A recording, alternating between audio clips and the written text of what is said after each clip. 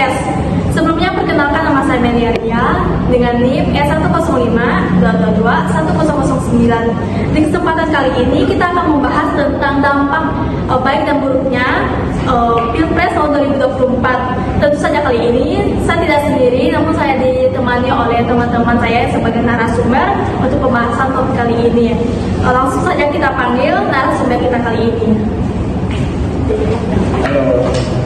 Hai. Halo guys.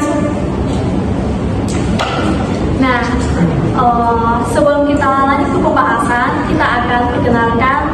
Di sebelah kanan saya ada saudara Veron. Silakan Veron. Ya, nama saya Silvester Veron dengan NIM E105-222-1007. Selanjutnya, Hai, nama saya Benedikta Priska Apriani, NIM E105-222-1011. dan di sebelah kiri saya ada Cecilia. Halo, perkenalkan, nama saya Cecilia Amelia dengan NIM E105-222-1018. Halo, perkenalkan, nama saya Desia Revin dengan NIM E105-222-1010. Terima kasih. Nah, selanjutnya di sebelah kanan saya kita akan membahas tentang dampak positif dari Pilpres tahun 2024. Sedangkan yang di sebelah kiri saya, mereka akan membahas tentang dampak negatif dari Pilpres tahun 2024. Dan pembahasan utama kita kali ini yaitu beralih ke dampak positif Pilpres tahun 2024. Sebelumnya kepada saudara Veron, silakan memberikan pendapat saudara tentang bagaimana sih pendapat Anda tentang Pilpres tahun 2024 tahun ini. Ya, untuk Pilpres 2024 ini dampak positifnya itu untuk meningkatkan partisipasi masyarakat untuk berpolitik, ya, tentunya untuk di kalangan Gen Z sekarang. Seperti yang kita tahu itu kalangan Gen Z atau anak muda sekarang itu banyak yang tidak tertarik gitu sama politik sekarang. Jadi dengan adanya Pilpres ini, anak muda jadi tertarik dalam berpolitik. Sebagai contoh, kita lihat sekarang media sosial itu banyak bagi anak muda yang banyak mereka membahas tentang politik itu. Nah, selanjutnya mungkin Veron lebih menjelaskan ke bagaimana sih daya tarik anak muda tentang politik gitu ya. Nah, dari ketiga paslon ini, dari paslon nomor 1, nomor 2, terakhir nomor 3, mungkin mereka juga punya visi misi. Nah, bisa dijelaskan itu visi misi yang mungkin menurut mereka baik gitu. Ya, visi misinya sih baik semua. Dari 01 kita lihat itu perubahannya. Jadi seperti yang kita tahu ya, Indonesia sekarang ini banyak masyarakat yang kurang mampu gitu. Dengan adanya perubahan ini bisa membuat Indonesia lebih maju dan sejahtera. Lanjut yang 02, visi dan misinya itu akan gratis ya. Jadi seperti yang kita tahu, makan gratis ini sangat berdampak positif ya bagi para pelajar. Dengan adanya makan gratis ini, kita lebih belajar lebih otaknya lebih smart dan lebih berenergi. Untuk paslon 03 itu internet gratis. Seperti yang kita tahu ya, dunia sekarang ini udah masuk era digital, apalagi Indonesia kan. Itu sangat penting itu ada internet gratis. Jadi kalau nggak ada internet ya kita nggak bisa akses. Ya itu sih penting tidak. Oh, jadi menurut Veron, ketika visi misi dari paslon ini pun mungkin sangat baik, tapi kan kita tidak tahu pandangan orang di luar sana itu seperti apa, ya kan? Nah, dari ketiga paslon ini juga mungkin mereka mengharapkannya lebih baik, tetapi dari segi pemikiran juga kita tidak tahu apakah yang di luar sana berpikir negatif atau positifnya. Nah, selanjutnya kita beralih ke saudari Priska. Apa pendapat Priska tentang Pilpres tahun 2024? Itu menurut pendapat saya pribadi tentang dampak positif pemilu presiden tahun ini, bahwa saya melihat pemilu presiden tahun ini sebagai kesempatan yang besar bagi negara kita untuk memperkuat demokrasi dan mengamankan masa depan yang lebih cerah. Partisipasi yang tinggi dari masyarakat pun menunjukkan antusiasme yang luar biasa dalam memilih pemimpin yang dianggap mampu membawa perubahan yang positif.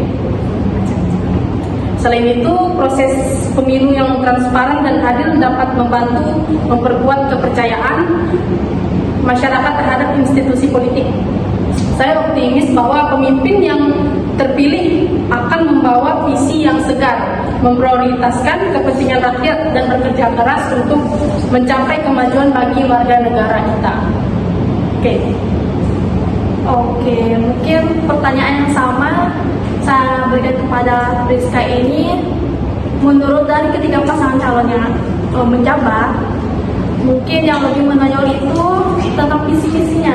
Menurut saudari Priska, coba dijelaskan lebih rinci menurut pemikiran sendiri tentang visi-misi dari ketiga pasangan calon. Baik, mengenai visi misi ini, saya memilih dari antara salah satu paslon, yaitu paslon 02 tentang membangun Indonesia yang kuat, mandiri, dan berdaulat. Visi ini menekankan pentingnya membangun Indonesia yang memiliki kekuatan ekonomi, kemandirian dalam berbagai sektor, dan kedaulatan atas sumber daya nasional. Jadi visi dan misi ini secara keseluruhan itu menawarkan gambaran tentang arah yang diinginkan paslon 02 dalam membangun Indonesia ke depannya dengan fokus pada kemandirian ekonomi, kesejahteraan, energi, kedaulatan pangan, dan reformasi birokrasi dan kepemimpinan global yang tangguh. Mungkin itu saja yang bisa Priska kasih pendapat. Nah, kalau dari saya sendiri, kesimpulannya itu tentang kedaulatan sendiri ya. Itu juga termasuk kita sebagai generasi muda, sebagai anak muda, tentunya juga kita kedepannya berproses. Terus tentang kedaulatan sendiri, ikut berpartisipasi di dalam bidang politik itu sendiri. Nah, selanjutnya kita di sebelah kiri kita akan membahas tentang dampak negatif dari Pilpres tahun 2024 kepada saudari Kesli. Mungkin bisa menjelaskan pendapat Anda tentang Pilpres tahun ini. Baik, terima kasih kepada saudari Medi. Pada kesempatan kali ini saya akan menjelaskan dampak negatif dari Pilpres di tahun 2024. Pada sekarang tahun ini tentang politik uang pada Pilpres tahun 2024. Banyak sekali kampanye-kampanye politik, walaupun hukum melarang calon kandidat untuk memberikan uang kepada seluruh masyarakat guna mendapatkan surat suara. Pentingnya peran lembaga dalam pengawasan dan juga agensi yang terampil dalam teknologi. Hal ini untuk mengawasi agar politik uang yang tidak berkembang di ranah digital. Memasuki ranah digital seperti giveaway, meskipun terdapat larangan yang memberikan imbalan kepada calon pemilih, peran Bawaslu dan Bawaslu serta agensi dalam mengawasi trik kampanye digital menjadi faktor penentu keberhasilan dalam memitigasi dampak dalam money politik atau politik uang.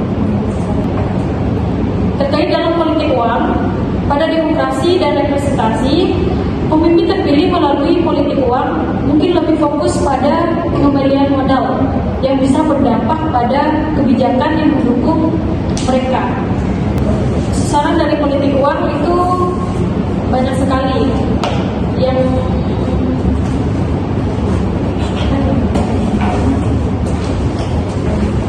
terkena dampaknya adalah ibu-ibu dan bapak-bapak. Jadi kita sebagai anak muda harus lebih aware dalam mengatasi politik uang.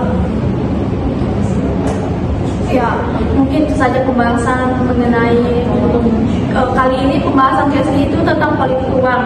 Ya sih, dalam setiap tahunnya kalau misalnya diadakan sebuah pemilihan pasti ada yang namanya money politik. Karena money politik sendiri sangat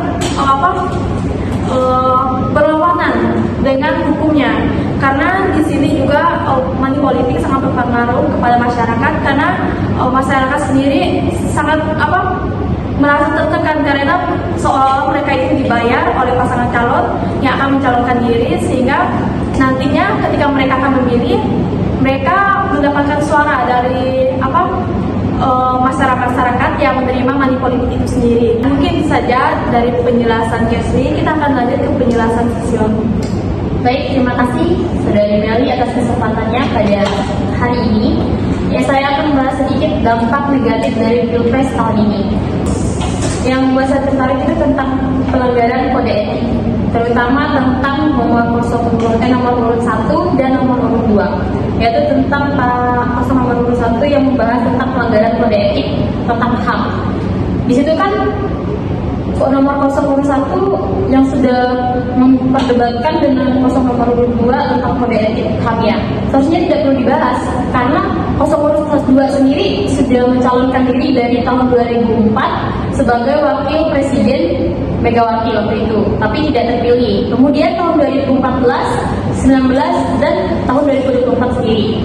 Kalau misalnya nomor 0 urut 2 melanggar kode etik atau sudah terjadi pelanggaran HAM atau melanggar HAM sendiri, seharusnya tidak diloloskan oleh MK. Sebenarnya harusnya ada kasus yang menjebloskan Pak Prabowo ke dalam penjara dong, tapi itu tidak ada. Nah, terus juga yang saya tertarik itu tentang nomor 01 yang menanyakan tentang sistem pertahanan terhadap nomor 2.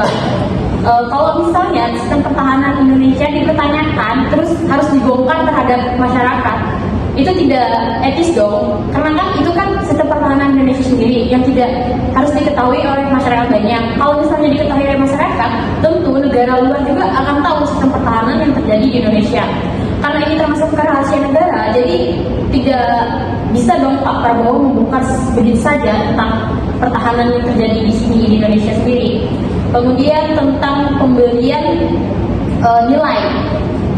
Kalau misalnya memberi nilai terhadap masing-masing calon itu sebenarnya tidak boleh sih, karena kan itu etika, sopan santun terhadap orang lain, terutama kalau tidak membahas umur sih sebenarnya, cuman adat kita, norma kita terhadap orang yang lebih tua itu seperti apa gitu.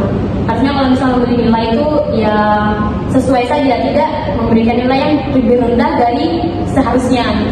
Itu sih yang membuat saya tertarik dari dampak negatif Pilpres tahun ini. Oke, mungkin dari Sisil sendiri berpendapat bahwa lebih ke adab ya Sil, lebih ke adab diri sendiri. Karena ketika kita berbicara, ketika kita mengeluarkan pendapat, pasti juga orang lain akan menilai.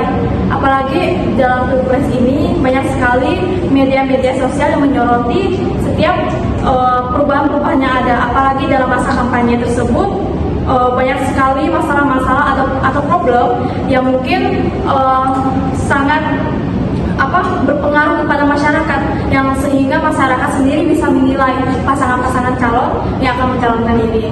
Nah, sebelum mengakhiri pembahasan kali ini, saya akan bertanya kepada keempat narasumber tentang pemilihan tahun ini. Mungkin narasumber kali ini sebagai pemilih pertama di tahun ini, atau bagaimana?